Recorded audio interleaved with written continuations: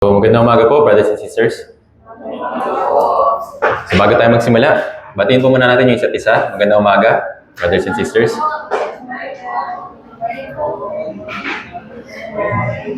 Okay. Okay, so maganda pagkakataon po ito na makapakinig po tayo muli ng salita ng Diyos. Pero para maunawaan po natin yung salita niya, hingin po natin yung tulong ng Diyos. Samahan niyo po ko na imukot mo na lang. Banal at mahabagin naming Amang Diyos sa lumikha ng langit at lupa, nagpapasalamat po kami unang-una po sa lahat sa dakilang kaligtasan na pinagkaloob niyo po para sa amin. Alam po namin na hindi po kami makakapasok din sa inyong kaharian dahil sa lahat ng aming mga kasalanan. At alam po namin na wala rin po kami magagawa para malinis ang aming sarili sa inyong harapan. Ngunit dahil po sa inyong napakalaking pag-ibig na ipinakita doon sa krus, ang Panginoong Jesucristo ay isinugo po ninyo upang magdanap ng kanyang mahalagang dugo, isakripisyo ang kanyang buhay, at malinis ang lahat namin, upang malinis ang lahat namin mga kasalanan. At sa pamamagitan din po ng inyong kapangyarihan, pagkatapos ng ikatlong araw, siya po ay nabuhay na muli. Sa biyaya po ng kaligtasan na ito, nagpapasalamat po kami aming Ama kahit na hindi po kami karapat-dapat. At patuloy po kami nagpapasalamat sa pamamagitan po ng church, kung saan po kami ninyong inilagay at kung saan po kami natututo at nagagabayan para sa paglago ng aming Christian life. Nagpapasalamat po kami sa pag-iingat niyo po sa bawat isa po sa amin na makarating ng maayos dito po sa lugar po na ito. Aming Ama, ngayon po ay mag-aaral po kami ng iyong salita. Kaya hinihiling po namin na sa tulong din po ng Espiritu Santo ay pagkalooban niyo po kami ng karunungan, kaalaman at kalakasan spiritually upang sa mga natitira po namin buhay dito sa mundong ito habang kami po ay naghihintay sa ikalawan ninyong pagdating, ay magawa po namin yung aming tungkulin bilang inyong mga anak. Lalo na para sa katapusan ng panahon na ito na nangangailangan yung mga tao ng kaligtasan.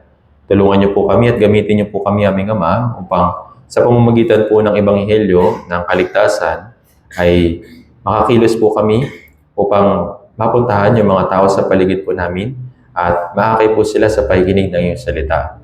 Aming Ama, alam po namin na kami po ay mahina at marami pa rin kakulangan at marami pa rin mga bagay na hindi maayos sa harapan po ninyo. Kaya pakiusap, patuloy po kami humihingi ng tulong, nagmamakaawa upang tulungan niyo po kami upang sa pamamagitan po ng iyong mahabaging mga kamay ay makapagpatuloy kami sa aming Christian life at maabutan po ninyo na naging tapat at ginagawa ang inyong kalooban. Aming Ama, dinadalangin din po namin yung mga brothers and sisters ngayon na patuloy na nakakaranas sa mga kahirapan, physically and spiritually. Dinadalangin po namin, aming Ama, na pagkalooban niyo po sila ng karunungan at kaalaman at tulungan niyo po sila na mapagtagumpayan po nila ang mga pagsubok po na ito. Naway sa mga susunod po namin mga gawain ay makasama rin po namin sila. Ganon din, yung mga brothers and sisters po na maaaring papunta pa lamang sa lugar po na ito, pakiusap, ingatan niyo rin po sila at kabayan. Aming Ama, ipinaghahandaan po kami na napakalaking gawain ng Summer Retreat. Kaya humingi po kami ng tulong at kapangyarihan sa pamamagitan po ng iyong salita upang magawa po namin itong maisa puso at magawa po namin ito na magawa sa nalalabing panahon na ibinibigay niyo po sa amin. Napakarami po pong mga ligaw na kaluluwa sa paligid po namin. Kaya tulungan niyo po kami, aming Ama, upang sa mga tao sa paligid po namin ay magawa po namin silang tulungan. Sa iyo lamang po kami aasa at magtitiwala. Muli, maraming salamat po. Lahat po ng ito ay dalangin po namin sa pangalan ng Panginoong Jesucristo na sa amin ay patuloy nagmamahal. Amen. So buksan po natin sa ating mga Biblia sa Galatia chapter 6.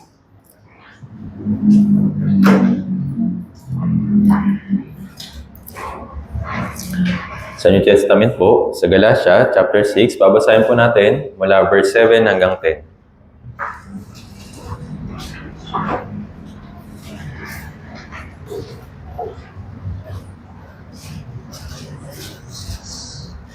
Galatia chapter 6, babasahin po natin mula verse 7 hanggang 10.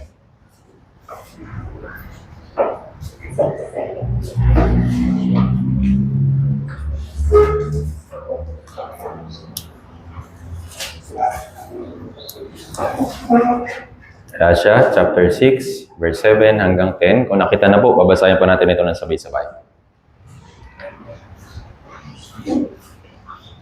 Galatia chapter 6, verse 7 hanggang 10. Kung nakita na po, basahin po natin ng sabay-sabay. Dahan-dahan. 3, 2, 1. Huwag kayong padaya Ang Diyos ay hindi maaaring lokohin, sapagkat anumang iasik ng tao ay siya rin niya aanihin. Sapagkat ang nag-aasik para sa kanyang sariling laman ay mula sa laman mag-aani ng kasiraan. Subalit ang nag-aasik sa Espiritu, mula sa Espiritu ay mag-aani ng buhay na walang hanggan. At huwag tayong manghinawa sa paggawa ng mabuti, sapagkat sa takdang panahon ay mag-aani tayo kung hindi tayo manlulupaypay.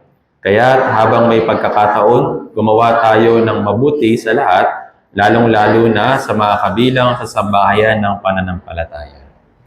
So mula po sa mga talata na ito, pag-aaralan po natin yung kalooban ng Diyos para sa ating Christian life. So konting introduction po para sa aklat po ng Galatia. So mahati po natin ito sa tatlong parts. So yung Galatia chapter 1 at chapter 2, dito po itinuturo ni Apostol Pablo itinuturo niya na mayroong mga maling katuruan or sabihin natin false teachers dun sa Galatia, dun sa church, na ginugulo yung kanilang pananampalataya sa pamamagitan ng pagbibigay ng batas na kailangan ganito para maligtas ka. Isa sa binanggit dito, yung batas ng pagtutuli. Sinasabi ng mga false teachers doon na kailangan yung magpatuli, kailangan ninyo na gawin kung ano yung kautusan na ginagawa ng mga Israelita noong Old Testament para maligtas kayo. Pero alam natin na hindi po sa pamamagitan ng kautusan o sa pagtupad ng kautusan naliligtas yung tao, kundi sa pamamagitan po ng biyaya. So ipinagtatanggol ni Apostol Pablo yung tunay na ebanghelyo dito po sa aklat ng Galatia mula sa chapter 1 at chapter 2. So sa chapter 3 and 4 naman, tinuturo tungkol sa ebanghelyo sa pag-aaring ganap sa pamamagitan lang ng pananampalataya. Hindi sa pagsunod sa kautusan, hindi sa sariling sigasig, kundi sa pamamagitan lang ng pananampalataya. Sa chapter 5, itinuturo naman sa atin paano ba tayo mabubuhay bilang mga pinabanal sa pamamagitan ng pananampalataya. So alam na natin kung ano yung mali. Nalaman na natin kung ano yung katotohanan. Ngayon, anong gagawin natin mula dun sa katotohanan na yun? So ito yung chapter 5. At chapter 6, ano bang klaseng bunga? Yung pwedeng makita sa atin kung nabubuhay tayo sa tamang pananampalataya bilang isang Kristiyano. So sa pamamagitan din po ng Galatia, malalaman natin ano ba yung dapat nating isabuhay o ipamuhay bilang isang Kristiyano pagkatapos nating maligtas. So itinuturo ito ni Apostol Pablo para sa mga brothers and sisters dun po sa lugar ng Galatia. So sa atin din, tinuturo ito para sa panahon po natin ngayon, para malaman natin na kung ano yung katotohanan, kailangan natin siyempre, ng salita ng Diyos na katotohanan. Kapag nalaman na natin yung katotohanan, hindi na tayo matatangay ng mga maling turo. Hindi na tayo matatangay ng mga, sabihin natin, mga hindi tama na salita ng Diyos. So, malalaman din natin sa pamamagitan ng Biblia, ano ba yung tamang pamumuhay pagkatapos nating maligtas. Kasi maraming tao sa panahon po natin ngayon na gumagawa ng sariling paraan ng pamumuhay nila. Sinasabi nilang ligtas sila, sinasabi nilang Kristiyano sila, pero kung titignan naman yung buhay, kabaligtaran. Pero sa pamamagitan ng Biblia, dito natin malalaman ano ba yung dapat na ipamuhay natin bilang isang Kristiyano. At dito po sa verse na binasa po natin, matututunan po natin yung ilang bagay. So, una po natin kailangan matutunan dito na binanggit ni Apostol Pablo, sabi dito sa verse 7, huwag kayong padaya, ang Diyos ay hindi maaring lokohin.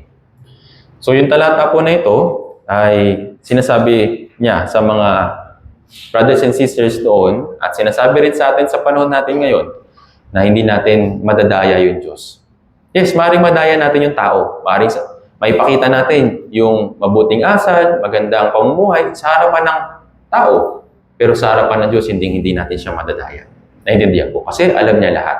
Kahit ngayon nilalaman ng ating puso, nakikita po niya. Alam niya kung ano yung intensyon natin, alam niya kung ano yung purpose, kung bakit natin ginagawa yung mga bagay-bagay.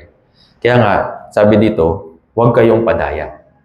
Minsan, nadadaya din natin yung ating sarili. Inaakala natin na okay naman ako sa Christian life ko.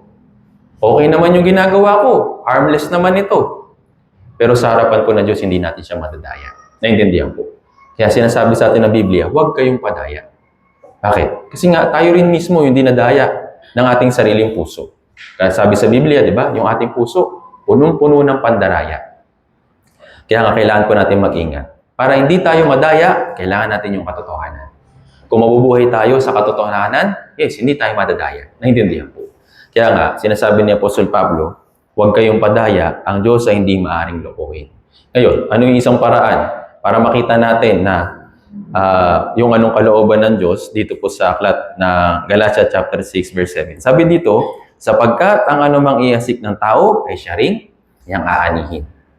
So para sa isang farmer, halimbawa, kapag nagtanim siya ng binhi ng sabihin natin grapes, ang i-expect niya na bunga ay grapes din. Tama po ba? Hindi pwede na kapag nagasik siya ng binhi ng grapes, ibang bunga yung lalabas. Naintindihan ko. Hindi rin pwedeng sabihin ng isang Kristiyano na okay naman yung ginagawa ko. Kung ginagawa niya ay para sa katawan, para sa laman, para sa pagnanasa, mag-aani ba siya ng mga bagay na espiritual? Pwede po ba yun? Hindi rin. Naintindihan po. Kaya sinasabi sa atin dito, ito yung rule ng Diyos.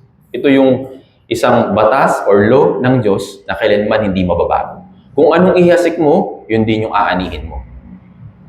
If you sow for the flesh, you will reap para sa flesh. Kung ikaw naman ay nagasik para sa espiritu, sa Christian life mo, sigurado mag-aani ka. Naintindihan po. Kaya tinuturo ni Apostol Pablo na tayo ay maghasik sa espiritu. Bakit? Kasi nga kung tayo ay maghasik sa laman, ano pong lalabas? Kasiraan. Sabi dito, sapagkat ang naghahasik para sa kanyang sariling laman ay mula sa laman mag-aani ng kasiraan. So, ibig sabihin, temporary. Kung ikaw ay nagtutuon para sa iyong Christian life ng mga bagay para sa physical, o kaya material, o kahit nasa anumang pagnanasa ng laman, eventually mawawala yan. Eventually lilipas yan. Naintindihan po. Kaya kailangan natin maging matalino. Kung anong iasik natin sa espiritu, ito naman po yung mananatili. Hindi po ibig sabihin na kung anong gagawin natin, magkakaroon tayo ng buhay na walang hanggan. Hindi po. Ibig sabihin po nito, yung mga bagay na espiritual. Sabi dito, subalit, ang nag-aasik sa espiritu, mula sa espiritu ay mag-aani ng buhay na walang hanggan. Ibig sabihin, mag-aani ka ng mga bagay na espiritual. Ngunit ngayon, merong ilan sa mga tao nung time po na yun na dinadaya yung kanilang sarili. Nag-aasik sila para sa laman, tapos ina-expect nila na merong gantimpala sa langit. Hindi po ito obra. Kung ano yung nag-aasik ng tinik, tinik din yung aanihin niya. Kung siya yung nag-aasik ng ubas, o kung ano mang binhi, yun yung aanihin niya. Naintindihan ko. Kung kabutihan yung iaasik mo, kabutihan din yung aanihin mo. Pero kung kasamaan naman yung iniasik mo, kasamaan din yung aanihin mo. Ito po yung rule. Naintindihan ko. Bawat isa po sa atin ay nasa ilalim nitong batas po na ito. Hindi ito magbabago. Naintindihan po. Kaya minsan, kahit na matagal na matanggap natin yung gantimpala, kung iniasik natin yung mga bagay na espiritual, sigurado pong aanihin natin yung mga bagay na espiritual. Kaya kailangan natin itong pagtiisan, sabi ni Apostol Pablo. Kaya nga sabi sa verse 9, ano pong sabi niya? At huwag tayong manghinawa sa paggawa ng mabuti, sapagkat sa takdang panahon, mag-aani tayo kung hindi tayo manlulupaypay. So sa pamamagitan po ng law na ito, kailangan po natin na ma-i-apply ito sa ating Christian life dahil ito po ay hindi nagbabago. Kung yung Diyos, nag-establish siya ng isang spiritual na batas na kung ano yung aanihin mo, kung ano yung iniasik mo, ito din yung aanihin mo. Naintindihan po. Halimbawa, parang ganito. Kung mag-aani ka o nag-ahasik ka para sa laman, halimbawa, kung lagi ka nagsisinungaling o kung lagi ka nanluloko, anong makukuha mong ani? Ano po? Halimbawa, puro kasamaan, kasinungalingan, or fleshly desire, ganyan. Anong expect natin na bunga? Kapag tayo patuloy na naghasik ng kasinungalingan, mawawala sa atin yung pagtitiwala ng ibang tao. Naintindihan po? Yun po yung magiging kapalit. Kung lagi kang nagsisinungaling, kung lagi ka nagsasabi ng hindi totoo, eventually, ang aanihin mo, hindi ka na pagtitiwalaan ng tao. Naintindihan po? Ganito po yung batas na ito. Ngayon, kung sa espiritu naman, tayo naghahasik, kung tayo sumusunod, kung tayo nabubuhay sa pananampalataya na may pag-ibig, eventually, sigurado na aanihin din po natin yung gantimpala. Naintindihan po? Kaya ito po ay batas, kaya kailangan po natin na maunawaan yung kalooban po ng Diyos. Kung sino man yung nag-i-invest para sa prayer, para sa paglilingkod, para sa kabutihan, ay mag-aani din ng spiritual na paglago. Naintindihan po. Ngayon, sabi ni Apostol Pablo, yung ani na yun, para sa spiritual, hindi ka agad binibigay, hindi ka agad nakukuha. Kaya nga ano sabi niya, huwag tayo manghinawa sa paggawa ng mabuti. Actually, sa paggawa ng mabuti, minsan hindi ka agad ito bumabalik sa atin. Minsan kabaliktaran pa nga. Tayo na yung gumagawa ng mabuti, pero binabalik pa sa atin ay kasamaan. Ito po yung nature ng mundong ito. Pero kung sa Diyos, i-aasik natin yung mga bagay na spiritual, sigurado na makakatanggap tayo ng gantimpala. Sa ibang translation po, nitong verse 9, tatagalogin ko na lang po. Sabi dito, diba sabi dito ay, huwag tayong manghinawa sa paggawa ng mabuti sapagkat sa takdang panahon ay mag-aani tayo kung hindi tayo manlulupaypay. Sa ibang translation, habang gumagawa tayo ng mabuti, huwag tayong susuko sa kasamaan. So, sa ibang translation, ito po yung sinasabi. So, mas maganda po na, yun nga, malalaman natin, ano ba yung ibig sabihin nitong verse na ito? Sabi dyan, habang gumagawa tayo ng mabuti, huwag tayong susuko sa kasamaan. Kaya kailangan po natin na ingatan yung ating sarili habang gumagawa tayo ng mabuti upang hindi tayo mahulog sa kasamaan. Ngayon, ano ba yung mga dahilan kung bakit sumusuko tayo sa paggawa ng mabuti? Yes, ang nature natin, ang gusto natin, bilang isang tao, bilang isang mamamayan ng lipunan, magasik tayo ng mga bagay na mabuti. Then, aanihin natin yung mga bagay na mabuti din. Pero nga, minsan, tayo po bilang mga Kristiyano at bilang tao, kahit na gumagawa tayo ng mabuti, kahit na ginagawa natin yung part natin bilang isang Kristiyano o bilang isang tao, pero hindi ito nare-recognize ng iba, yun yung isang dahilan kung bakit tayo nanghihina o nanlulupaypay sa ginagawa nating kabutihan. Naintindihan po. Kapag walang pumapansin sa ginagawa nating mabuti, ito po isang bagay na nakakapagbigay ng pagsuko sa atin sa paggawa ng mabuti. At ito isang masamang tukso ng dyablo. Kahit na gumagawa tayo ng mabuti, kahit hindi nila ina-appreciate, sinasabi sa atin ng dyablo na huwag mo nang gawin yan, wala namang binubunga. Gumagawa ka na nga ng mabuti sa kanya, pero ang sinusukli pa niya ay kasamaan. Yan po yung mga tukso ni Satanas para hindi natin gawin, pagtiisan yung paggawa ng mabuti. Kaya dadating tayo sa kaisipan na hindi na lang ako tutulong. Useless din naman pala. Wala rin naman palang bunga, wala rin naman ako napapala. Hindi naman din ako na-recognize ng iba. Ako na nga yung nagpipresenta, ako na nga yung tumutulong, ako na yung nagsasakripisyo. Pero hindi man lang ako yung nire-recognize. Ito po isang tukso ng dyablo. Kapag may ginagawa tayo dito sa church, kailangan ba na makilala ng iba? O kailangan ba na ma-recognize ng iba? Hindi kagaya sa ibang organisasyon o kung ano mang samahan. Kung sino man yung gumagawa ng mabuti, pinapaskill pa nila, di ba? Tinatarpolin pa, donated by. Gusto po ba ninyo ganun dito sa church? Pagpasok nyo po dyan sa harapan, kung sino yung nagbigay ng malaki, ipapatarpolin natin. Tapos kung sino yung nagsakripisyo, ganun po ba yung ilalagay natin, papatarpolin natin sila? Hindi po. Hindi po natin yung ginagawa. Bakit? Kasi hindi tayo nag-i-expect ng kapalit sa mga bagay na kabutihan na ginagawa natin. Dito sa mundong ito, hindi ito talaga susuklian. Pero, sa langit, dito po ito binibilang ng Diyos. Naintindihan po. Kaya kung hindi tayo manghihinawa sa paggawa ng mabuti, sa takdang panahon, aanihin natin yun doon. Naintindihan po. Kaya sinasabi ni Apostol Pablo, oo, mahirap gumawa ng mabuti. Nakakapagod at talagang hindi ma-recognize. Pero sinasabi niya sa mga brothers and sisters, huwag kayong mapagod. Huwag kayong tumigil. Bakit? Sa takdang panahon, kayo po'y mag-aani. Naintindihan po. Kaya sabi dito sa verse 9, huwag tayong manghinawa sa paggawa ng mabuti sapagkat sa takdang panahon. Kailan yun? Pag dumating ng Panginoong Jesucristo. Yes, maaaring i-recognize tayo ng ilan dito sa mga tao sa mundong ito. Makita nila yung kabutihang ginagawa natin, maaaring dito sa church, pasalamatan tayo. Pero lahat ng yun ay lilipas. Tama po ba? Kapag mayroong isang tao na mas higit pang gumawa kaysa sa'yo, eventually, ikaw makakalimutan ka na rin. Naintindihan po. Kaya huwag tayo dun mag-focus. Huwag tayo dun sa recognition dito sa lupa. Dun sa langit, mayroong gantimpala na inihahanda ng Diyos para sa atin. Pero yun nga, minsan, ito yung nagiging dahilan kung bakit tumitigil tayo sa paggawa ng mabuti. Kasi tinutokso tayo. Bakit ganun? Hindi ako kinikilala. Hindi ako ina-acknowledge. Huwag po natin hayaan na mapuno yung puso natin ng ganito. Hindi man kaagad na nakukuha yung resulta ng ating mga sakripisyo, huwag tayong mapapagod. Lalong-lalo na sa pag-evangelize.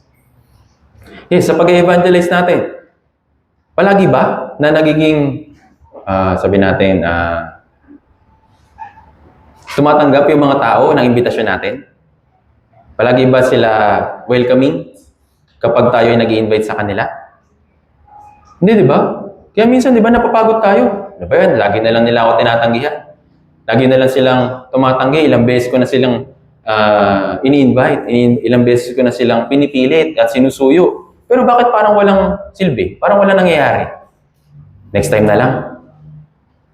Minsan dumadating tayo sa puso ng ganito. Pero sinasabi sa atin ng Biblia, huwag tayo mapagod. Bakit? Hindi ibig sabihin na next time na kapag in-invite mo siya, same pa rin na response. Tandaan natin yung Diyos kumikilos din sa mga tao, sa puso nila, kung paano sila maliligtas. Ngayon, ang kailangan lang natin gawin, ipayag, sabihin, suyuin. Tulungan sila para mapakinggan nila yung salita ng Diyos. Then, yung part ng Diyos, siya yung kikilos sa puso nila. Naintindihan po. Kaya, sinasabi sa atin ng Biblia na huwag tayong manghinawa sa paggawa ng mabuti. Huwag tayong mapagod. Kahit na walang pumapansin, walang na-acknowledge sa ginagawa natin dito sa church, wala pong problema. Naintindihan po. At isa rin po sa kailangan natin pakaingatan sa puso natin na huwag mapagod. Bukod doon, huwag din natin hayaan na, yun nga, kung gusto natin lagi na re-recognize, ito rin po isang tukso ni Satanas. Dahil yung puso natin pwede maging mapagmataas. Tayo rin naman, minsan napupuri, tama po ba? Nakakatanggap ng recognition, tama po ba? Anong tendency na nangyayari sa puso natin? Minsan tumataba eh. Diba? Sinasabi natin. Hindi mo natin sinasabi sa kanila, pero sa loob-loob natin na sarap sa feeling. Nakita nila yung pagsasakripisyo ko, nakita nila yung ginagawa ko, may silbi pala ako. Kaya yung puso natin, minsan syempre tumataba talaga. Pero dito po natin kailangan ingatan yung ating puso. Dahil eventually, yan yung magiging, sabi natin, pahay ni Satan para yung puso natin maging mapagmataas. Kaya ano po sabi sa Biblia? Tignan po natin ito. Mateo chapter 6. Meron po example sa mga Fariseo. Mga Fariseo at mga Eskriba. Mateo chapter 6. Mateo chapter 6, verse 1 hanggang 4.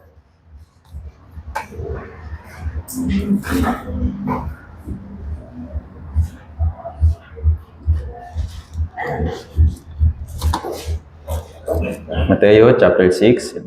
Tignan po muna natin ito. Mateo chapter 6, verse 1 hanggang 4. Basahin natin sabay-sabay. 3, 2, 1. Mag-ingat kayo na huwag ninyong gawin ang inyong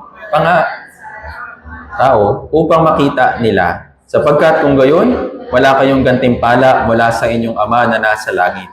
Kaya kapag ikaw ay naglilimos, huwag kang magpapatunog ng trumpeta sa harapan mo, gaya ng ginagawa ng mga mapagkunwari sa mga sinagoga at sa mga dansangan, upang papurihan sila ng mga tao. Katotohanan ang sinasabi ko sa inyo, tinanggap na nila ang kanilang gantimpala. Ngunit kapag ikaw ay naglilimos, huwag mong hayaang malaman ng iyong kaliwang kamay ang ginagawa ng iyong kanang kamay, upang maging lihim ang iyong paglilimos. At ang iyong Ama na nakakakita ng mga lihim ay gagantimpalaan ka. So yung mga tao doon sa mapagkunwari daw, ito yung mga scribes at mga Pharisees, yung mga, sabi natin, yung mga posisyon. Doon time po na yun. Ano pong ginagawa nila? Nagpapatunog sila ng trumpeta. Sabihin, gusto nila na nakikita ng iba yung ginagawa nila. Kapag tumutulong sila sa mga mahihirap, gusto nila publicly. Gusto nila nakikita ng iba. Ano sabi ng Biblia? Mag-ingat kayo. Bakit kailangan mag-ingat? Kasi nga, si Satan, pwede itong gamitin na pain para sa atin na maging mapagmataas. Sabi dito, kapag ikaw ay naglilimos, huwag kang magpapatunog ng trumpeta sa harapan mo, gaya ng ginagawa ng mga mapagkunwari sa mga sinagoga at sa mga lansahan. Bakit? Kasi kapag nalaman nila na ikaw ay gumagawa ng paglilimos, gumagawa ka ng pagtulong, sabi dito, papupurihan ka ng mga tao. Kung matatanggap mo yung papuri ng tao sa langit, ano sabi? Wala ka ng gantimpala. Yes, ma-appreciate natin kung nagpapasalamat sila, nag-thank you sila. Pero kung sakali mang hindi, huwag tayo dapat na manghinawa. Huwag tayo mapagod.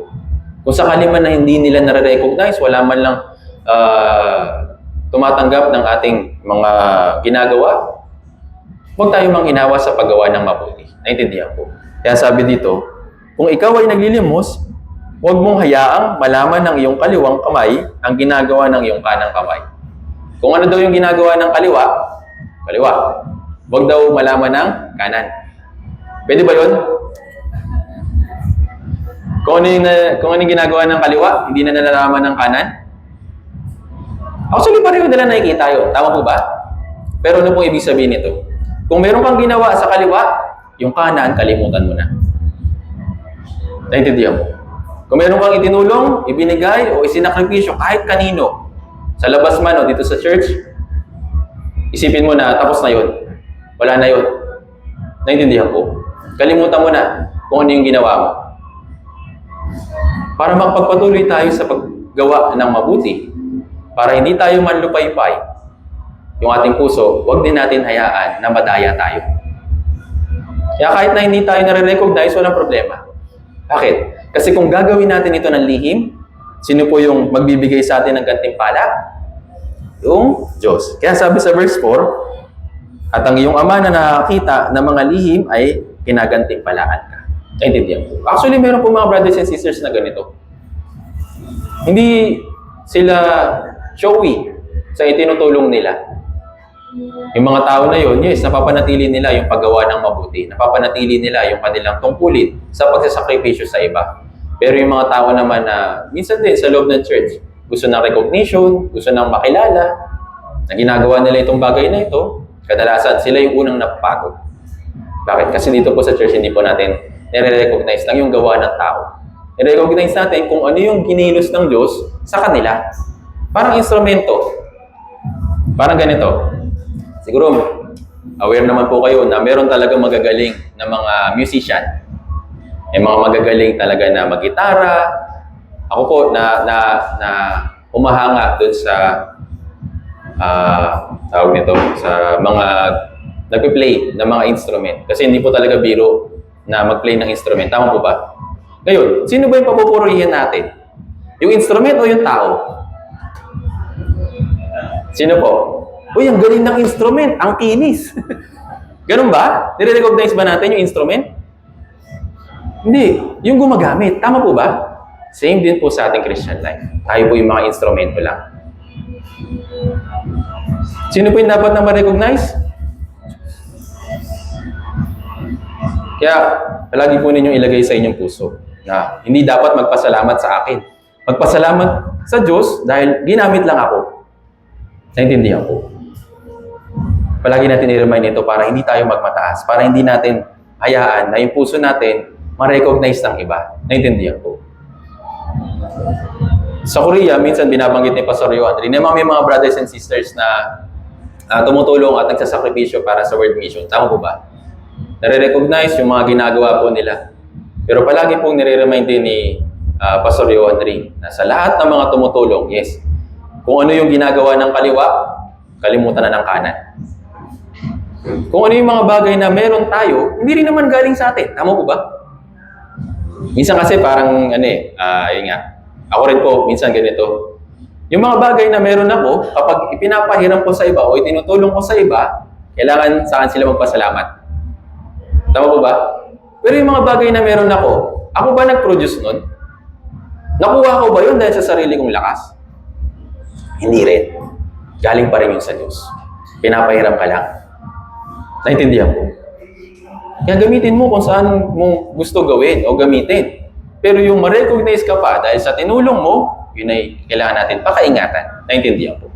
Ito yung isa sa mga, sabi natin, attitude ng mga eskriba noong unang panahon. Tingnan natin ito. Marcos chapter 12.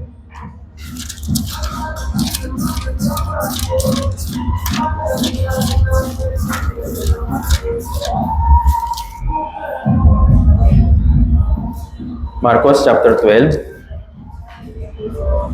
Baka po napapaindak na kayo sa upuan, ha? Marcos chapter 12, verse 38 to 40.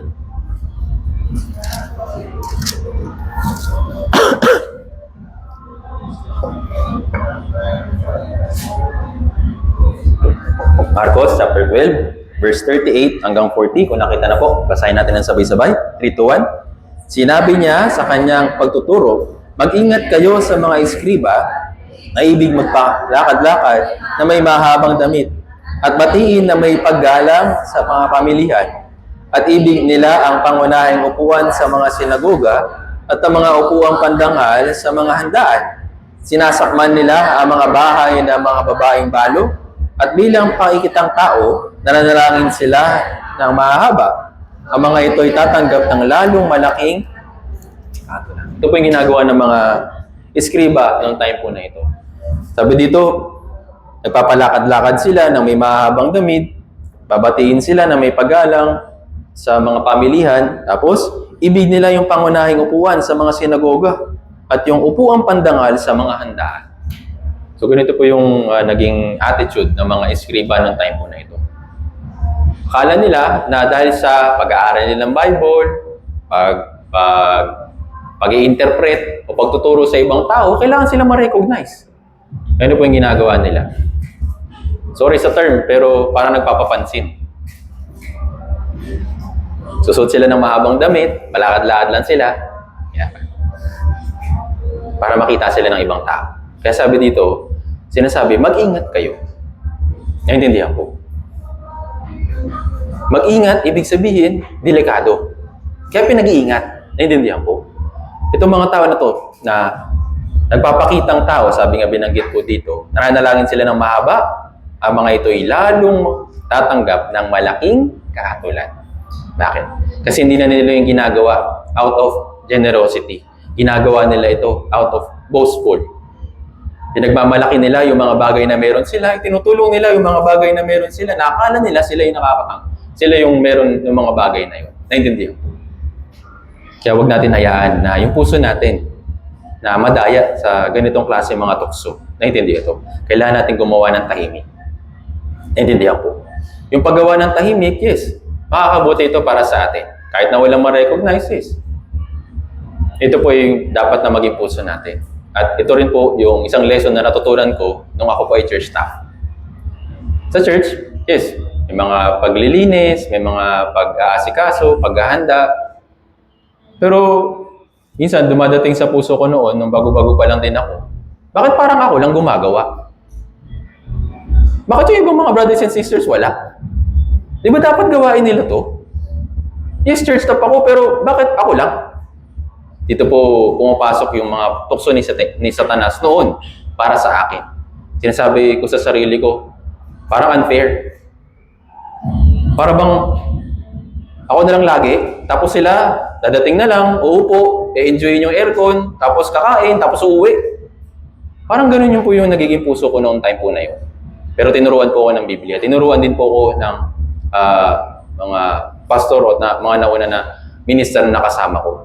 Yung recognition, hindi po yung dapat sa akin. Kundi dapat ako'y magpasalamat kasi ako yung gumagawa. Bakit? Kasi ako yung ginagamit ng Diyos. Tama po ba? Kung yung mga brothers and sisters, hindi man sila tumutulong, maaaring iba yung pinapagawa sa kanila ng Diyos. Tama? Pero yung pinapagawa sa akin ng Diyos, kailangan mo mag-asikaso dito sa church. Yun yung tungkulin mo. Huwag kang maghanap ng iba dahil ikaw yung pinapagawa ko dyan. Kung meron man tumulong, okay lang, walang problema. Kung sakali mang wala, wala rin problema. Yan po yung palagi ko naaalala sa advice po sa akin ng aking senior pastor. Kung may tumulong, walang problema. Thank you. Pero kung wala, dapat ako magpasalamat sa Diyos. Bakit? Sino ba yung kasama ko na hindi ako iniiwan? Yung Diyos. Sa paningin ko, wala mang ibang tao, pero kasama ko yung Diyos na gumagawa. Naintindihan po. At yun po yung isa sa pinagpapasalamat ko na tinuruan ako. Hindi ako inayaan ng Diyos na maging mapagmataas. Kaya dito po sa church, ito rin po yung isang magandang attitude, isang magandang pagkilos dito po sa loob ng church. Kahit wala na tumutulong, walang problema. Naintindihan po. Mabuti kung meron tumutulong. Pero kung sakali mang wala, hindi rin tayo dapat na ma-discourage. Hindi rin tayo dapat na masira ng loob. Naintindihan po. Kasi kung masisiraan tayo ng loob kasi walang tumutulong, hindi nasa Diyos yung problema. Sa atin na yung problema. Dahil yung ating mga mata, dinadaya tayo. Naintindihan po. Kaya bawat isa po sa atin, yes, tinuturuan na maging mindful sa mga bagay dito sa church. Hindi lang po ito gawain ng minister, hindi lang po ito gawain ng mga leaders, kundi gawain po natin ito lahat. Naintindihan po. Alam niyo po, yung term na sa Tagalog, ituring mo ito na sayo. Ituring mo to na ikaw yung may-ari. Alam niyo po yun? Kung ituturing mo yung mga bagay na pagmamay-ari mo dito sa church, iingatan mo. Tama? Pero kung ituturing mo ito na isa lang kasangkapan dito sa church, wala kang pakialam. Malinis man yan o hindi, wala sa iyo yun. Pero ano po yung dapat na maging puso natin? Biyaya ito, yun ay pinagkaloob sa akin. Kaya dapat ako yung mangalaga. Naintindihan po.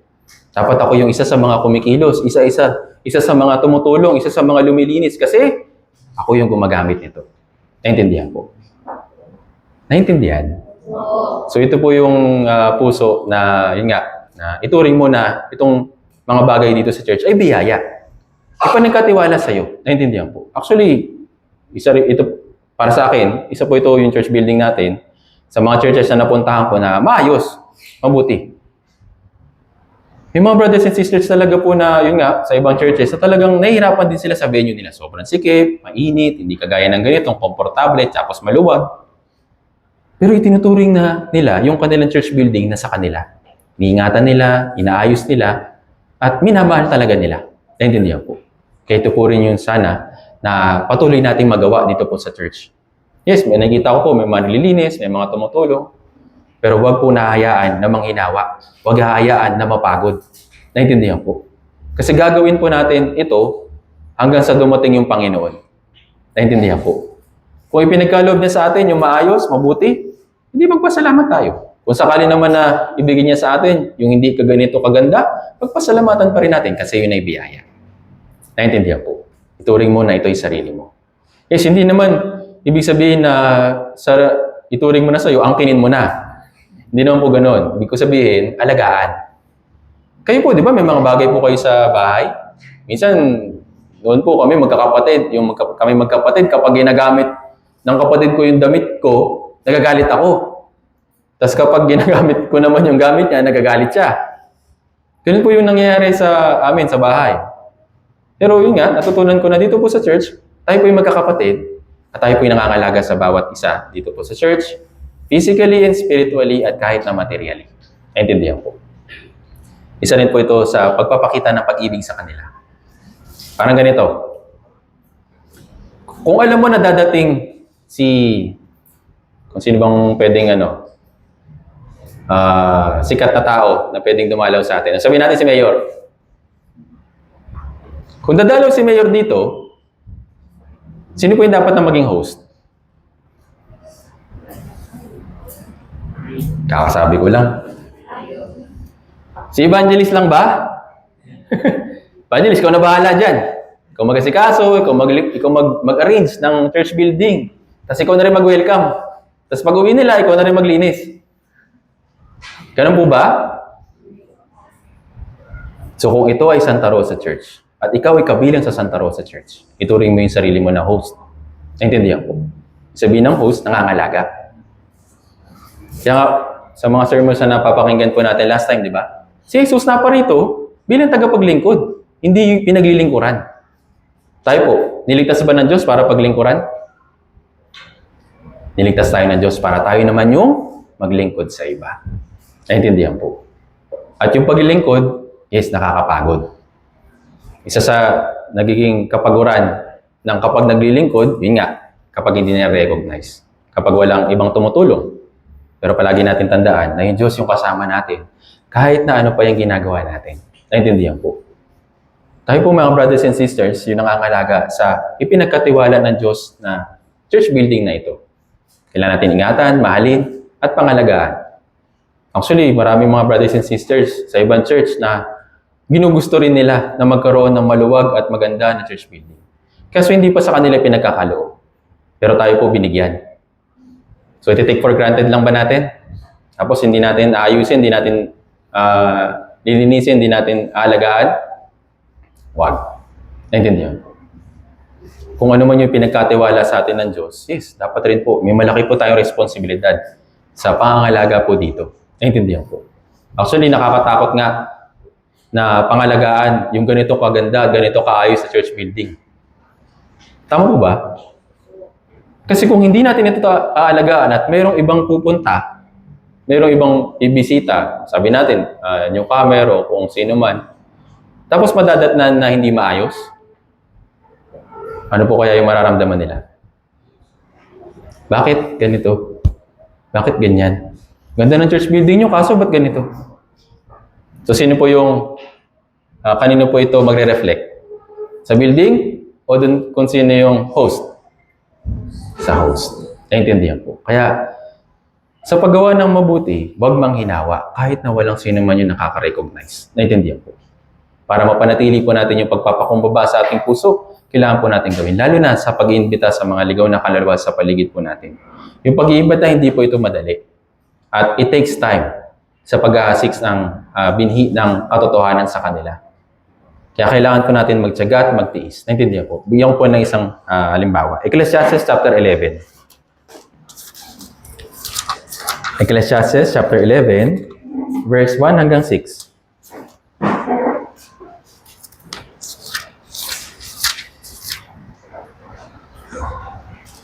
Ecclesiastes chapter 11, mula verse 1 hanggang 6.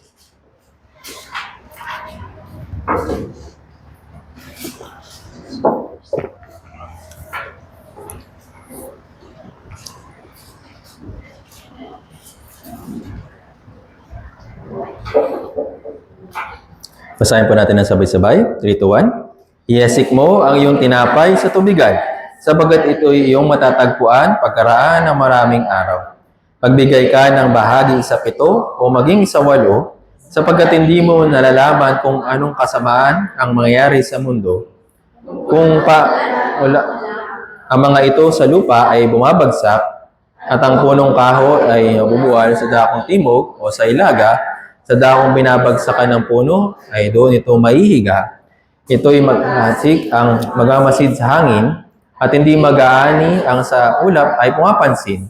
Ang paanong hindi mo nalalaman kung paanong dumarating ang espiritu sa mga buto sa bahay bata ng babae nagdadalang tao, gayon mo hindi nalalaman ang gawa ng Diyos na lumalang sa lahat. Ihasik mo sa umaga ang iyong binhi, at huwag mong hayaang walang ginagawa ang iyong kamay sa hapon, sapagkat hindi mo nalalaman kung alin ang tutubo, kung ito o iyon, o kung kapwa magiging mabuti. Sabi dito sa verse 1, ihasik mo ang iyong tinapay sa tubigan. Usual po bang ginagawa ito? Naghahasik ng tinapay sa tubigan? Parang unusual, no? Ba't ko naman ihahagis? Ba't ko naman sasayangin yung tinapay? Tatapon lang sa tubigan. So para sa atin, useless. Naintindihan? Pero, sabi dito, matatagpuan pagkaraan ng maraming araw. Hindi useless. Naintindihan? Maring sa paningin man ng iba o sa pandinig man ng iba, useless yung ibinibigay natin na leaflet, useless yung ibinibigay natin na imbitasyon para sa kanila. Maring basura lang ito. Pero hindi natin alam kung sino yung magbabasa, sino yung magtutugon dun sa mga imbitasyon na ginagawa natin. Pero siguradong meron. Naintindihan po. Kaya tayo po, sabi dito, ihasik ninyo ang tinapay sa tubigan. Sabihin, huwag manghinawa. Kahit na parang useless o kahit na parang hindi mabuti, kailangan po natin itong gawin. Bakit? Matatagpuan pagkaraan ng maraming araw. Sabi dito sa verse 3, kung puno ng ulan ang mga ulap, ang mga ito sa lupa ay bumabagsak. Ito po'y sigurado, ito po'y rule. Tama po ba? Kapag napuno ba yung tubig sa ulap, hindi bumabagsak? Sigurado po itong babagsak. Pero yun nga lang, hindi natin alam kung kailan. Naintindihan? So same din po. Imbitasyon, panunuyo, at sabihin natin pagsasakripisyo para lang maimbitahan yung isang kaluluwa, sigurado magbubunga po ito.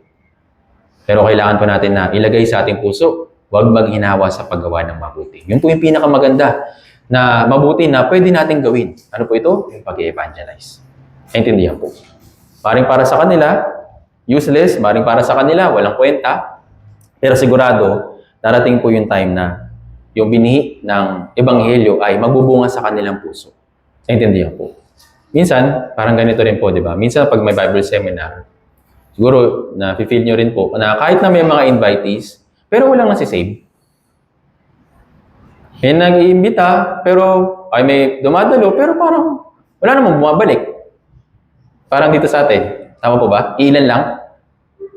Ibig sabihin ba nun, napapagod lang tayo? Ibig sabihin ba nun, useless yung ginawa natin mga Bible seminar kasi wala bumabalik? Ito po yung palagi nire-remind sa amin.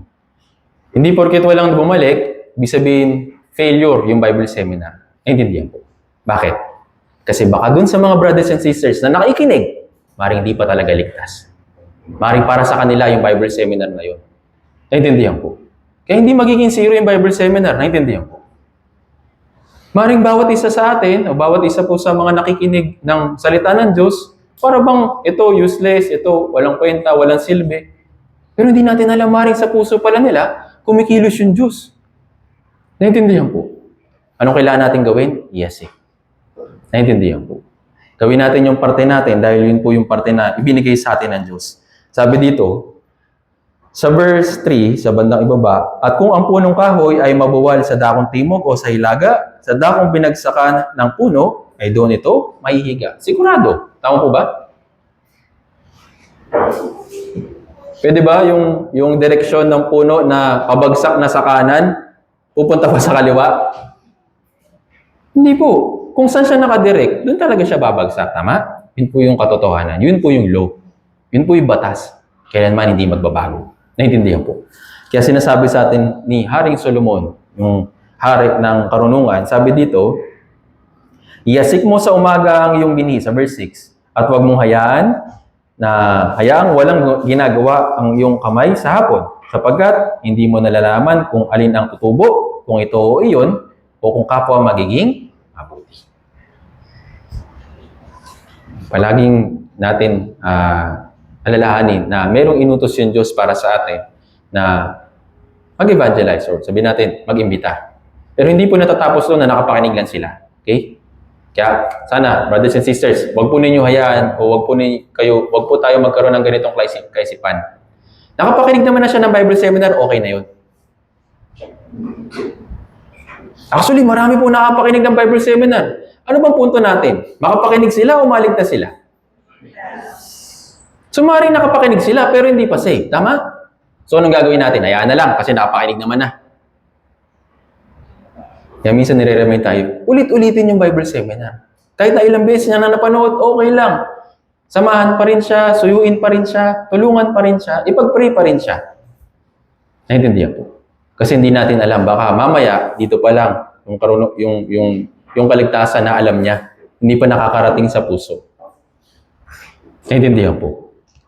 Kaya sinasabi sa atin ng karunungan na mula sa Diyos sa pamamagitan ni Haring Solomon, iyasik mo sa umaga ang iyong binhi at huwag mong hayaan na walang ginagawa ang iyong kamay sa hapon. Sabihin kong ito, naimbitahin mo, sige, mabuti kung nakapakinig siya. Kung hindi pa talaga, di next. Sa pamamagitan po nito, hindi tayo masisiro. Naintindihan po. Kaya sinasabi sa atin ng Biblia, huwag bang hinawa sa paggawa ng mabuti. Dahil sa takdang panahon, sigurado mag-aani tayo. Naintindihan po. Kahit tayo naman po bawat isa po sa atin, matagal na prayer, yung ipinag-pray ng brothers and sisters na nag-i-invite sa atin. Tama po ba? Ngayon, nandito ka. So, ibig sabihin ba na zero yung nag-invite sa'yo? Naintindihan po. Kaya naman, yung paggawa ng mabuti at hindi naghihinawa at nagpapatuloy, ito po ay mabuti sa paningin ng Diyos. Pero po isang quote na sinabi ng isang Puritan, sabi niya, maraming mga Kristiyano na kagaya ng munting bata sa panahon natin ngayon. Ano kagaya ng munting bata? Nag-aasik sila at nag-aani sa loob lang ng isang araw. Ibig sabihin, gusto nila na kapag meron silang ginawa, merong agad result. Pwede po ba yun? Pwede po ba? Hindi po. Yung batas po ng mundo, kahit na meron kang iasik, kailangan mo magtiis, kailangan mo magtiyaga, kailangan mo maghintay. Tama po ba? Bawat isa po sa atin inilagay sa ganitong klaseng batas or law. Kaya nasabi sa atin ng Biblia, huwag mang hinawa sa paggawa ng mabuti. Magtiyaga, huwag ka agad gusto ng outcome. Halimbawa, sa pagbabasa. Minsan, meron tayong mga salita or dito sa Bible verse, na sa mga Bible na nababasa natin, ng mga talata. Minsan, hindi talaga natin naiintindihan. Tama? Ano ba ibig sabihin nito? Ano bang meaning nito? Ba't ba ganito yung sinabi? Pero sa pakikinig po natin ng Bible Seminar, sa pagpapakinig ng mga sermons, dito natin naiintindihan. Yung pala yun. Naintindihan? So, kung tayo ay nagpapatuloy lang sa pagbabasa, paikinig, at sa pagme-meditate, eventually ibibigay ng Diyos sa atin yung sagot. Naintindihan po. Actually, kaya minsan hindi binibigay sa atin yung sagot ng Diyos dun sa katanungan natin sa mga tinatanong natin na Bible verse dahil hindi pa time. Naintindihan? Minsan meron tayong mga ganito, ako ganito rin po. Meron akong gustong malaman na salita dito po sa Bible. Yes, binabasa ko, minimeditate ko, pinaulit-ulit ko binabasa. Pero hindi ko pa rin naiintindihan. Pero, minsan, kahit na nalaman ko siya kaagad, para bang naging impormasyon lang siya sa akin. Alam niyo po ibig sabihin? Yung pala ibig sabihin nito, okay. Pero wala naging epekto sa akin. Naintindihan po. So, hindi po yung ibig sabihin ng meditation. Yung meditation, kahit nakapag nalaman mo, meron ka matatanggap na biyaya at may apply mo sa Christian life mo. Doon lang magkakaroon ng kapangyarihan at bisa yung napakinggan mo, nalaman mo na salita ng Diyos. Pero kung i-store mo lang siya i-store sa isip mo, nalaman mo lang, dami mong alam na Bible verse, kabisado mo, alam mo yung interpretation, pero wala namang epekto sa buhay mo, anong mangyayari? Alaki lang yung ulo mo. Naintindihan po. Kaya, sa ating Christian life, ito pong batas na ito ay napakahalaga. Ang punto natin dito, yung pagpapatuloy ay napakahalaga at pagiging matyaga sa mga ginagawa natin para sa spiritual. Sa uli, sigurado po na mag-aani tayo ng mga bagay na spiritual. Naintindihan po.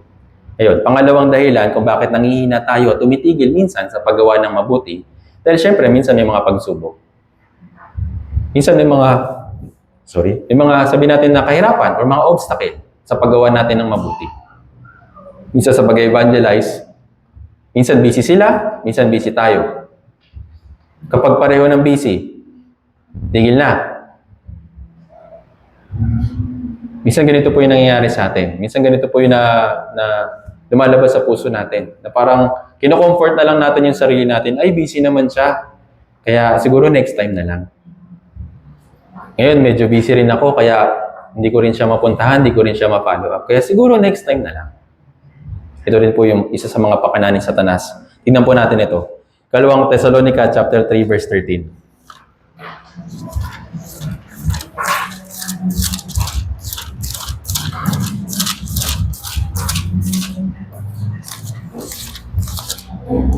Kalawang Thessalonica chapter 3 verse 13.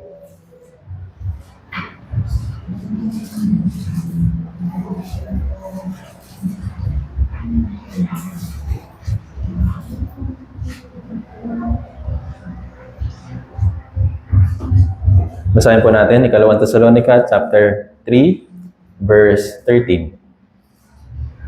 Pinakita na po. Sige, basahin po natin ng sabay-sabay. 3, 2, 1. Ngunit kayo, mga kapatid, huwag kayong manlupaypay sa paggawa ng mabuti.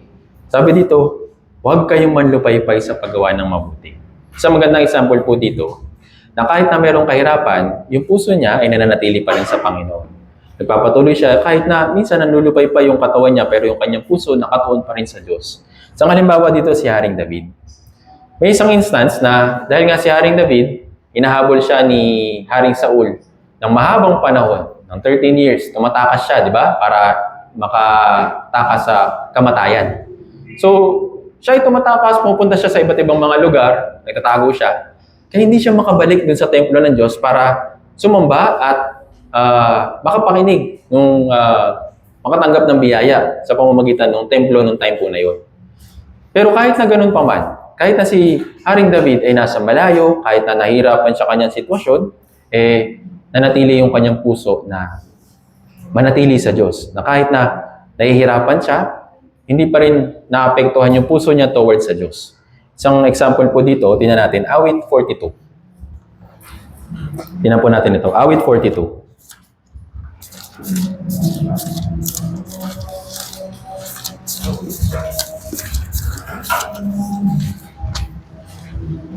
Awit 42 mula verse 1 hanggang 5.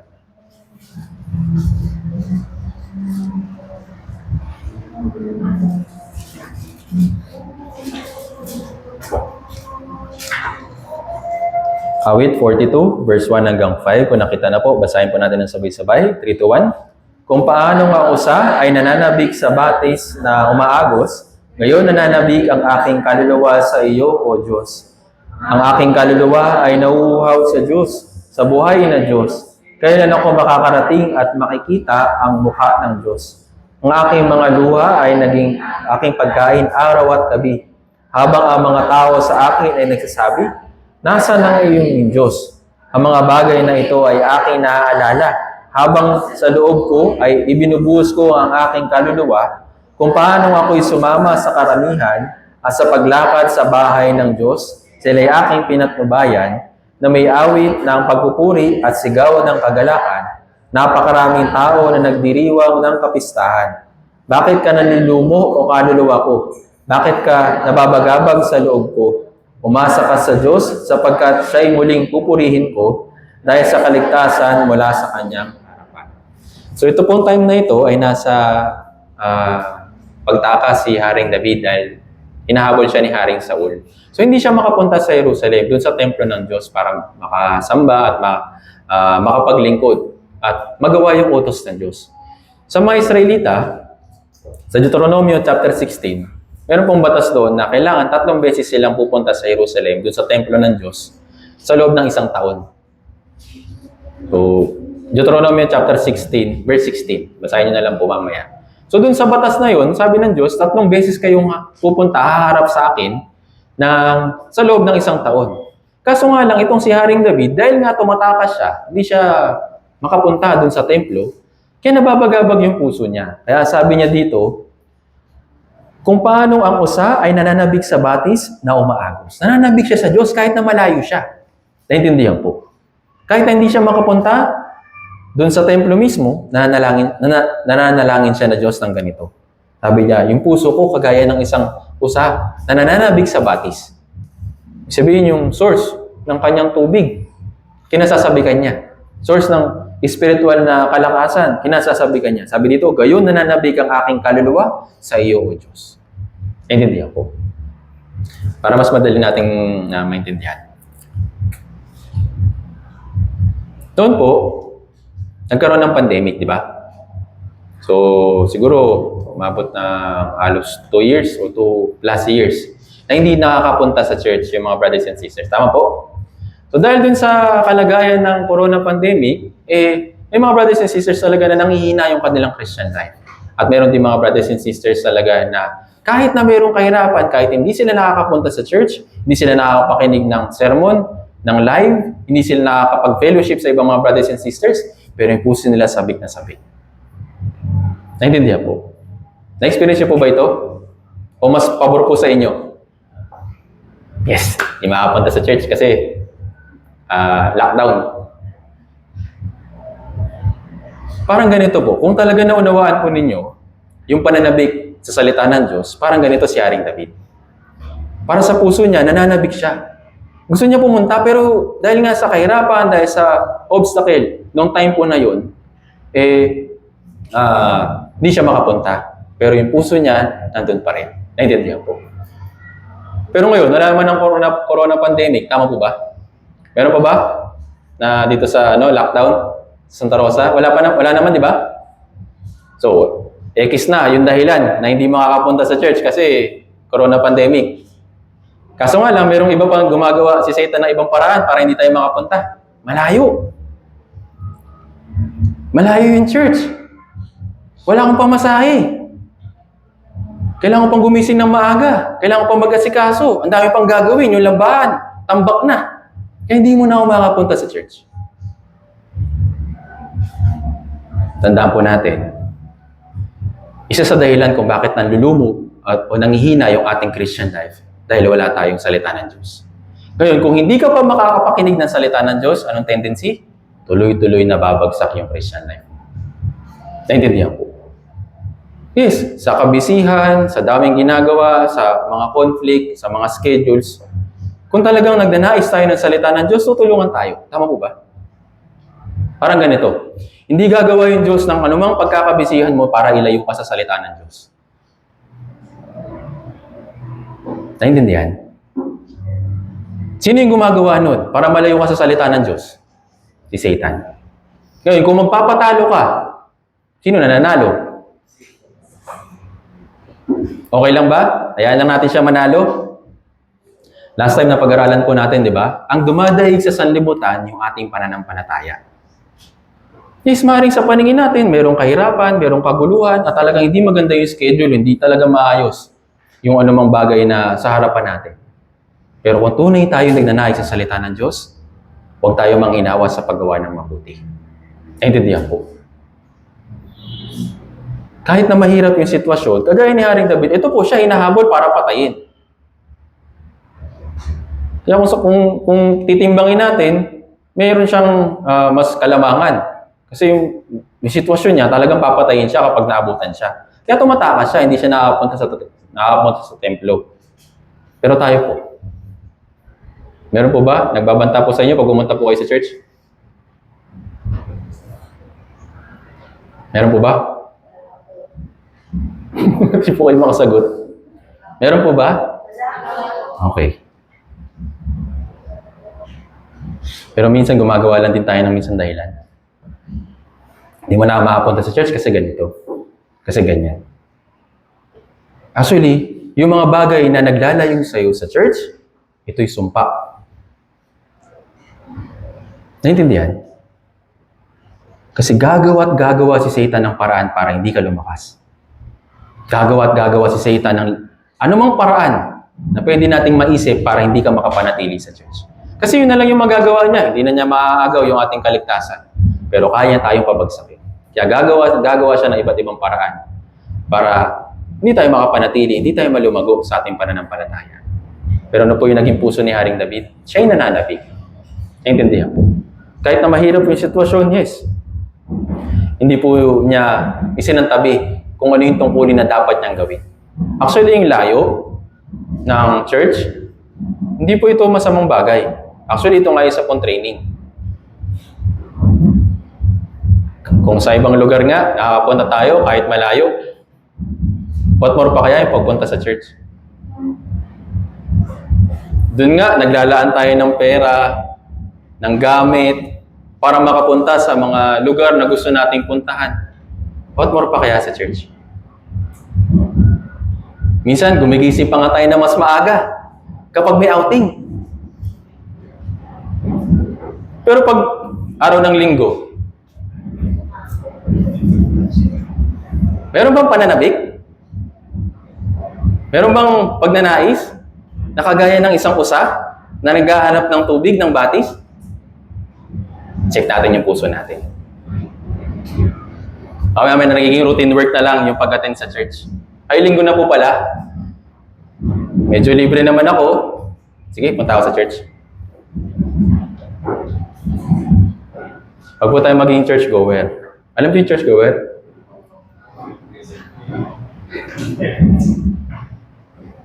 Kung ikaw ay tunay na Kristiyano, nandito yung pagkain mo. Naintindihan ko? Kung ikaw ay tunay na naligtas, nandito yung pamilya mo.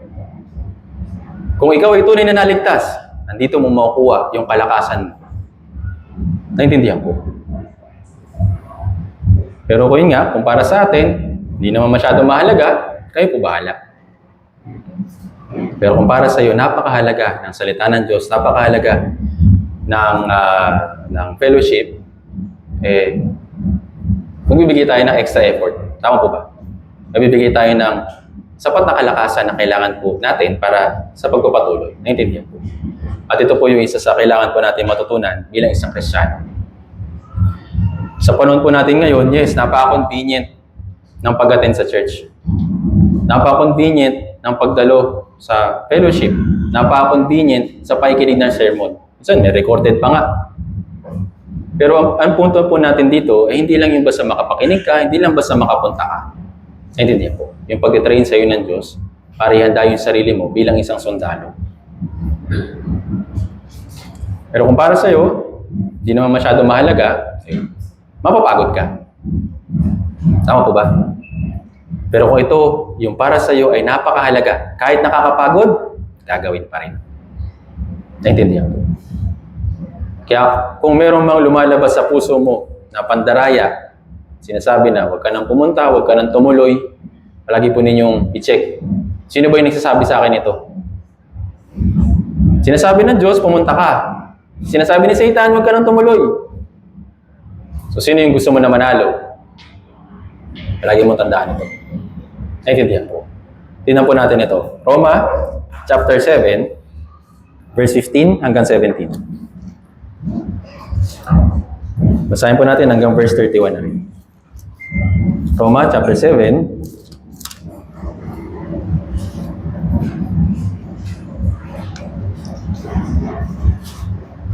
verse 15 hanggang 21.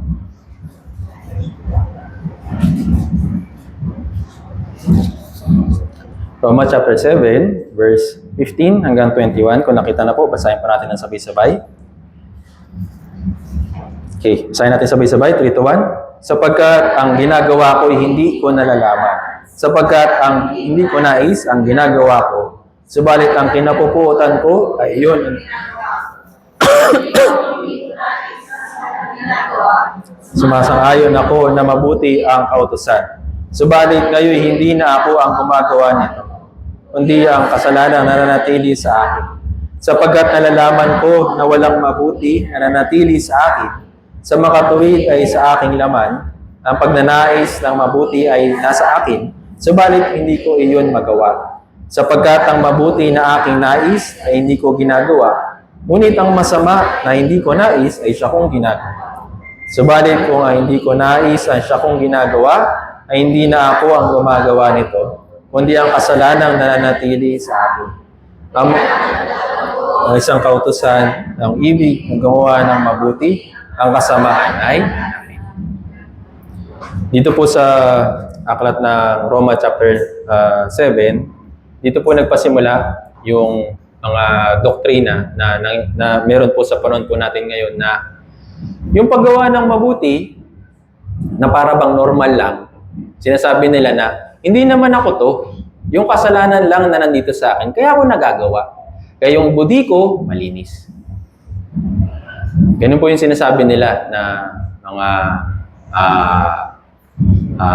doktrina sa panahon po natin ngayon. Na para bang okay lang.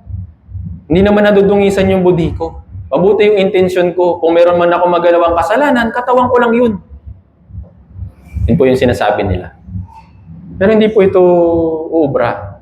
Dahil tayo po ay templo ng Espiritu Santo, yung ating katawan. Ay, didiyan po.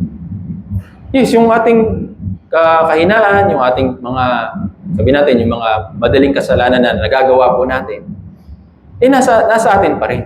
Pero hindi ibig sabihin na hindi kumikilos yung Diyos sa atin. Pero ano po nangyayari?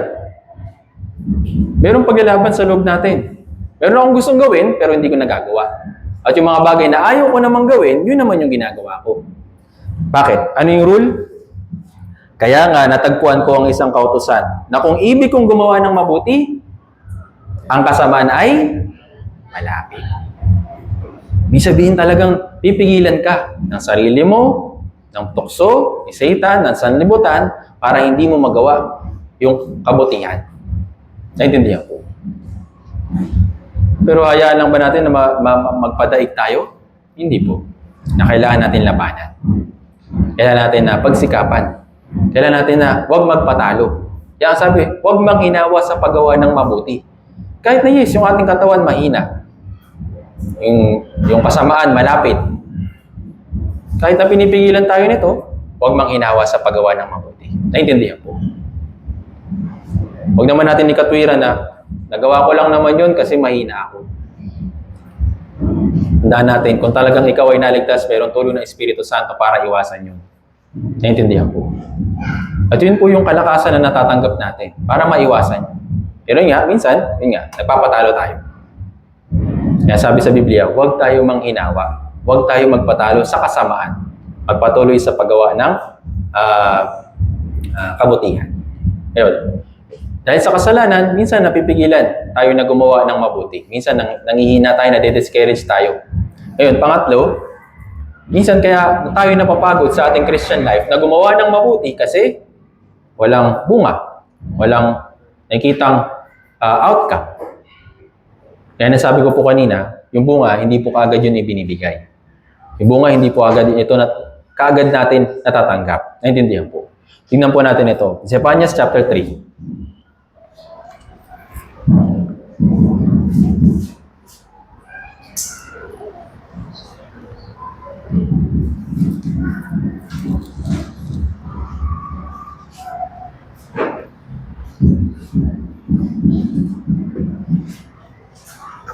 Zephaniah chapter 3, verse 16 hanggang 17.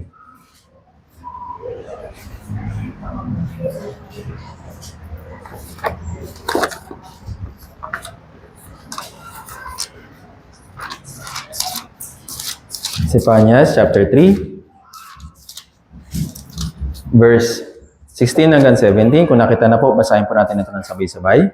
3, 2, 1. Sa araw na iyon ay sasabihin sa Jerusalem, huwag kang matakot, O Zion, huwag manghina ang iyong mga kamay. Ang Panginoon mong Diyos ay nasa gitna mo, isang mandirigma na nagbibigay ng tagumpay. Siya'y magagalak sa iyo na may kagalakan. Siya'y tatahimik sa kanyang pag-ibig. Siya'y magagalak sa iyo na may malakas na awitan. Sabi dito na huwag kang matakot, huwag kang manghina ang iyong mga kamay. Kahit na walang fruit or sabihin natin walang bunga, yung ginagawa natin effort, huwag tayong manghinawa sa paggawa ng mabuti. Bakit? Kasama pa rin natin yung Diyos. Naintindihan po. Sa mga bagay na nakapagpahirap sa atin, minsan yung kahirapan, minsan yung sitwasyon, at minsan nanghihina tayo dahil nga physically, mahina tayo ating yung faith, mahina din. Pero sinasabi sa atin ng Biblia na huwag manghina ang iyong mga kamay. Naintindihan po. Ibig sabihin na huwag manghina yung kamay, magpatuloy.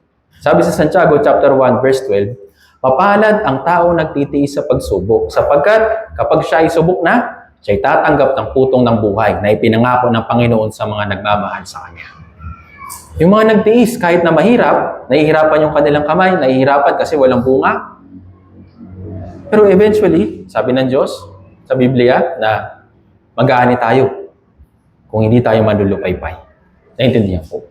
Kaya yung Galatia chapter 5 verse 22 hanggang 23, yung bunga ng Espiritu, hindi rin po yun instant.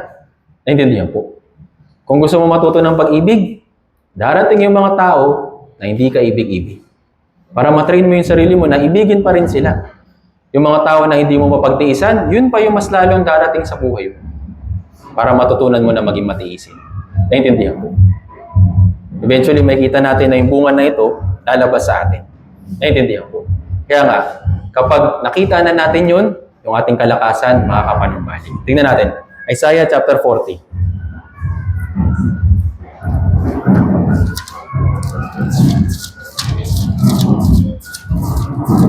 Isa po ito sa magandang verse. Isaiah chapter 40, verse 30 hanggang 31.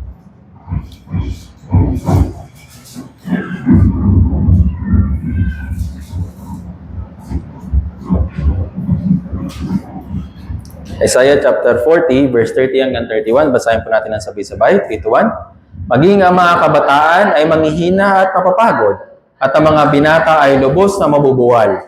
Ngunit sila naghihintay sa Panginoon ay papanibagong lakas. Sila'y papailang lang na may mga na parang mga agila. Sila'y tatakbo at hindi mapapagod. Sila'y lalakad at hindi manghihina. Ito po yung mga tao na sa una nahirapan, pero nagpatuloy, hindi tumigil sa paggawa ng mabuti. Yung pangako ng Diyos, sila'y kagaya ng isang agila na papailang lang na may pakpak na parang agila. Sabihin niyo, panibagong lakas. Naintindihan po. Kaya naman, sila tatakbo, hindi mapapagod. Sila lalakad at hindi manghihina. Dahil may pangako yung Diyos para sa atin kung hindi tayo manghihinawa sa paggawa ng mabuti. Naintindihan po. Ayun, balikan po natin sa ating main verse. Galatia chapter 6.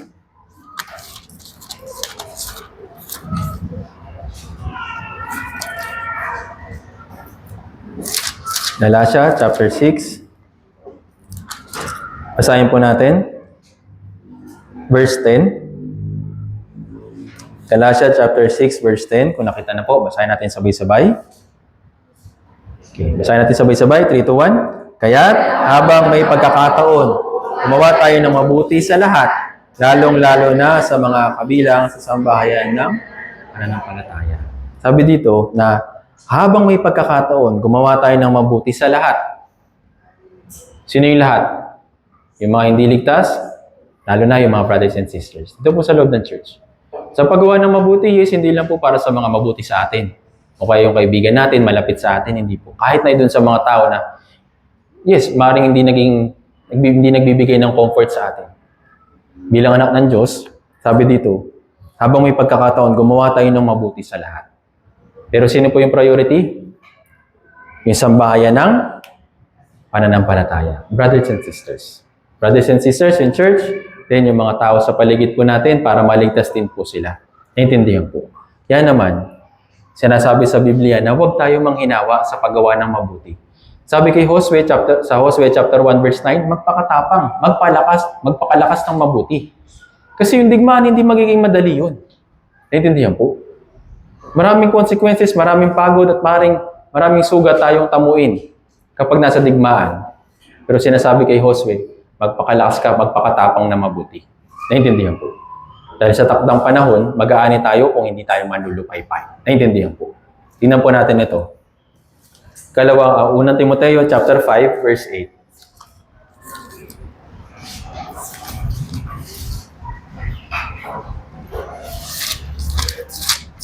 Unang Timoteo chapter 5 verse 8. Basahin natin ng sabay-sabay. Unang Timoteo chapter 5 verse 8. Kung nakita na po, basahin natin ng sabay-sabay. 3, 2, 1. Ngunit kung ang sino man ay hindi kumakalinga sa kanyang kamag-anak, lalong-lalo na sa kanyang sariling sambahayan, tinatanggihan niya ang pananampalataya at siya'y masahol pa sa hindi. Yung pag-aalaga sa family members, sa church, pinapakahalaga. Kung hindi daw natin ito gagawin, mas masahol pa tayo sa hindi mananampalataya. Ibig sabihin, mas masahol pa sa hindi ligtas. Bakit? Kasi sila, gusto nila may kapalit. Kapag hindi sila sinuklian, napapagod sila, tinitigil nila. Pero tayo po yung anak ng Diyos. Huwag tayo manghinawa sa paggawa ng mabuti, lalong-lalo na sa lahat. Una, yung brothers and sisters, ito po sa church. Kung meron tayong matutulong sa kanila, tulungan natin. Ganun din sa mga tao sa paligid po natin, lalo na yung family members natin. Ano yung pinakamabuti na kailangan natin itulong sa hindi paligtas? Bigyan sila ng pera, bigyan sila ng mga kailangan nila, physically, materially, at kahit financially. Kailangan po natin silang tulungan para sa kanilang espiritu. Yan po yung pinakamabuting tulong, may tutulong natin sa kanila. Naintindihan po? Kasi yung mga physical na ibibigay natin, yung mga material na bagay, eventually matatapos, maglalaho, tama po ba?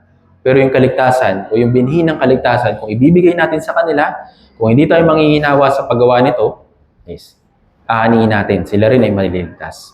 Naintindihan po. Kaya naman, sinasabi sa atin ng Biblia na yung kumakalinga, kung hindi kumakalinga sa kamag-anak, lalong-lalo na sa kanyang sariling sambahayan, tinanggihan niya ang pananampalataya at siya'y masahol pa sa hindi mananampalataya. Kaya yung sa Santiago chapter 1, chapter 4, kung alam mo kung ano yung mabuti at hindi mo ginawa, yun ay kasalanan. Kaya sinasabi sa atin ng Biblia, huwag manghinawa sa paggawa ng mabuti. Dahil sa takdang panahon, tayo po ay makakatanggap ng biyaya, makakatanggap ng gantimpala para sa ating Christian life. Kaya sabi sa Mateo, chapter 5, verse 16, tingnan po natin ito. Mateo, chapter 5, verse 16.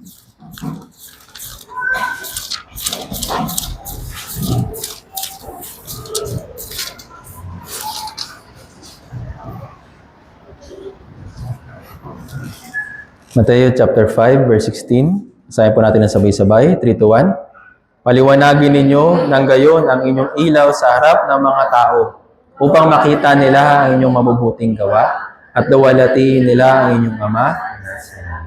Hindi po ibig sabihin na mabubuting gawa physical. Yung mabubuting gawa dito na tinutukoy yung ating Christian life. Sa pamamagitan ng pamumuhay natin sa Christian life natin, hindi para ipakita lang sa kanila, kundi para makatulong sa kanila na maligtas. Pag dumating yung time na sila ay naligtas, luluwalatiin nila yung Diyos. Naintindihan po? Hindi tayo. Yes, tayo po yung mga instrumento.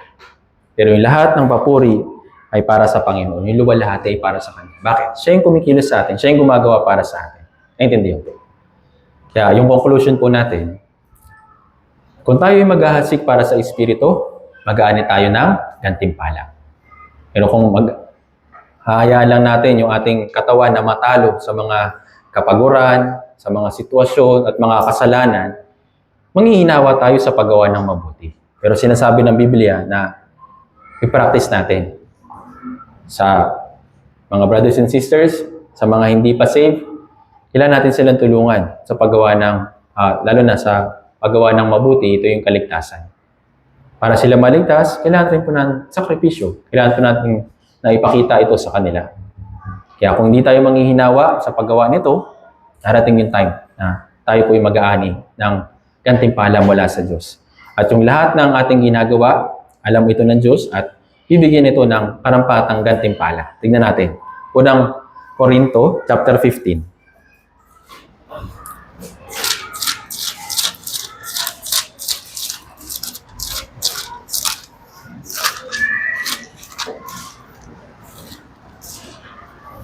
Unang Korinto, chapter 15, verse 58.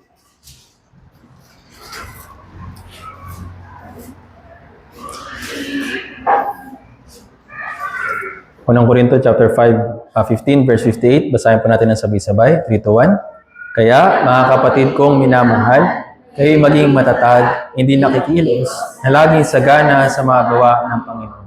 Yamang nalalaman ninyo na hindi walang kabuluhan ang inyong gawa sa Panginoon.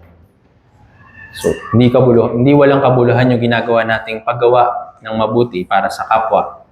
Ito po isusuklian ng Diyos at ito po, yung gantimpala ay pang walang hanggan na ibibigay niya sa atin. Pero for the meantime, habang hinihintay natin yon, sinabi sa atin ng Biblia na huwag tayo manghinawa sa paggawa ng mabuti. Lalong-lalo na, darating po yung ating summer retreat. Ito po yung pinakamagandang mabuti na magagawa natin para matulungan yung mga ligaw na kaluluwa sa paligid po natin. Yes, may mga recorded Bible seminar, may mga cell group Bible seminar, pero lahat po tayo ay inaasahan ng Diyos para sa malaking gawain po na ito. Kaya kung hindi tayo manghihinawa sa paggawa at pagkilos, pakikibahagi sa Bible seminar o sa summer retreat, sigurado na maraming mga ligaw na kaluluwa yung maliligtas at sa kapalit, tayo rin po ay mag-aani ng gantimpala kapag dumating na yung Panginoon. Kaya nawa bawat isa po sa atin ay ipanalangin at pagandaan yung ating darating na summer retreat. So meron po tayong 3 batch. Kung sakali man na yung mga invitees po ninyo, merong prefer na date na maluwag para sa kanila at makakasama sila, ipagbigay alam po ito sa inyong mga cell group leaders para po mailista at maipasa na rin po natin sa ating registration team. Okay? So, hanggang dito po muna. Tayo pong lahat, tayo mauot na nalangin. Banal at mahabagin naming Amang Diyos, nagpapasalamat po kami unang-una po sa lahat sa dakilang kaligtasan na pinagkaloob niyo po para sa amin. Salamat po aming Ama sa pagtulong po ninyo at paggabay sa amin sa pamamagitan po ng iyong salita na napag-aralan po namin ngayong araw. Naway tulungan niyo po kami upang huwag mapagod po sa paggawa ng mabuti, lalong-lalo na para po sa inyong iglesia. Naway tulungan niyo po kami at gamitin niyo po kami upang maging instrumento para sa paggawa ng mabuti, lalong-lalo na din para sa mga ligaw ng kaluluwa sa paligid po namin. Meron po kaming pinaghahandaan na Bible Seminar sa Cell Group 1 at higit pa dito yung 2026 Summer Retreat. Meron pong batch 1, batch 2 at batch 3. Hiling po namin na pagkalooban niyo po kami ng kalakasan upang maimbitahan yung mga ligaw na kaluluwa sa paligid po namin at makakain po sila para sa kaligtasan. Bigyan niyo rin po kami ng katapangan at lakas ng loob para magawa po ito. Ganon din, dinadalain po namin na hipuin niyo po yung puso ng mga invitees, ng mga brothers and sisters upang makasigurado po sila sa pagsama, pakikinig ng iyong salita at nawa bigyan niyo po sila ng higit mong pagkakataon para matapos po ang summer retreat at naway maligtas din po sila.